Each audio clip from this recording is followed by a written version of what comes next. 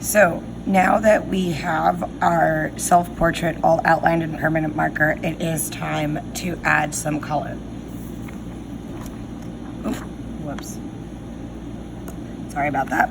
So these are the colors that we are going to be able to use in our self-portrait. We have black, white, red, orange, yellow, green, blue, purple, pink, and brown. So we have a limited color palette. Those are the only colors that you can choose from when you're coloring in your self-portrait, because these are the papers that we're going to have available to us when it comes time to glue those pieces onto our final portrait.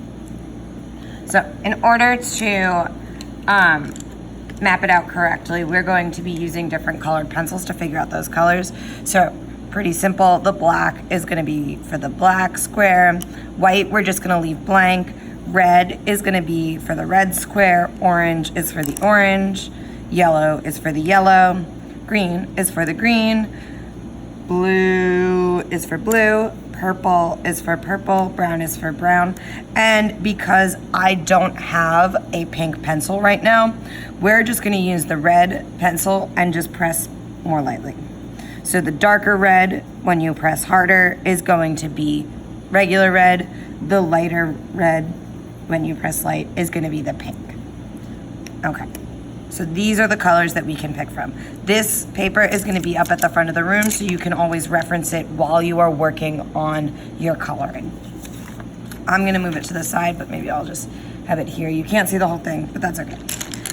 Okay, so I'm going to get started coloring it. I guess I'm going to start with my skin, and then let's say, okay. I'm going to start with orange. You do not have to pick realistic colors to begin coloring in your portrait.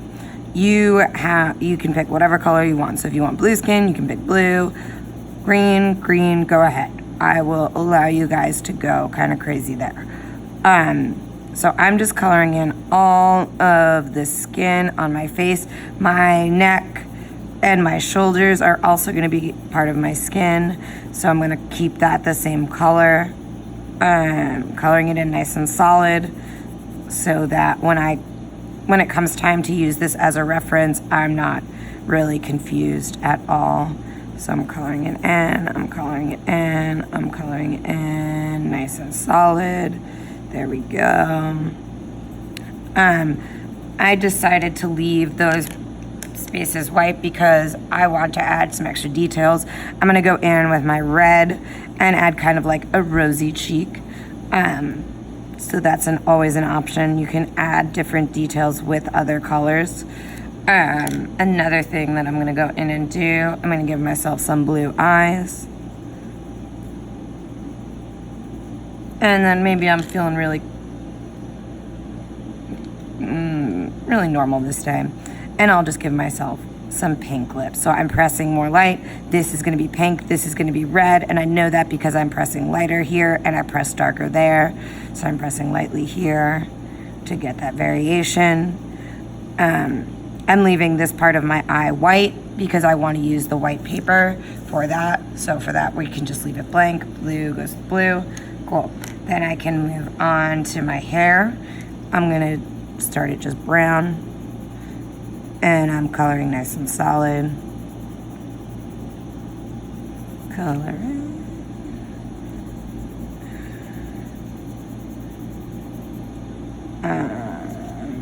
One thing that you can do too when it comes to coloring your hair is you can use different colors to add kind of like a highlight. So I can do brown and yellow.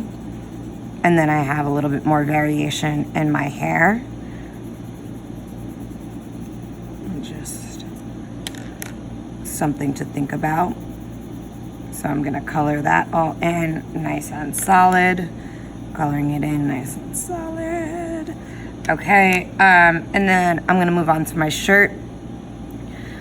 I think I'm feeling maybe a red and black shirt, so I'm gonna pull those to the side. I'm gonna do a red and black stripe, so I'm gonna do black, skip one, do another black, skip that, do another black, skip that, and then I'm gonna make sure that I come up here because that little part is also part of my shirt. Do another black, Okay, and then I'm gonna switch to my red, and then that's how I'm gonna make those stripes. So it's gonna alternate. I'm pressing harder with the red pencil so I don't get confused, and I know that it's red and not pink. Okay, so now I have my entire self-portrait colored in, and now I need to go on to the background. There's a lot of different things that we can do for the background, right? So you can make it one solid color. Maybe I'll do purple, and I think I'm gonna do a checkerboard. So I'm gonna do purple and pink checkerboard. So I am skipping every other block right now, and I'm going in with just the purple, and then I'll go in with the pink once I have finished. So I'm filling in the background, nice and solid. Okay.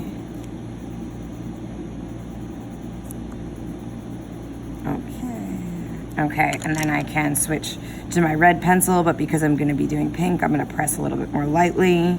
So I remember that is pink and not red. Pink. When I'm coloring it and when I was drawing it, I made sure to stay within the grid. It's not going beyond this part, right? It doesn't go onto the numbers. It doesn't go beyond those things. These are the only spaces that we're gonna have for our picture. So you need to make sure that all of your details are within that box, okay?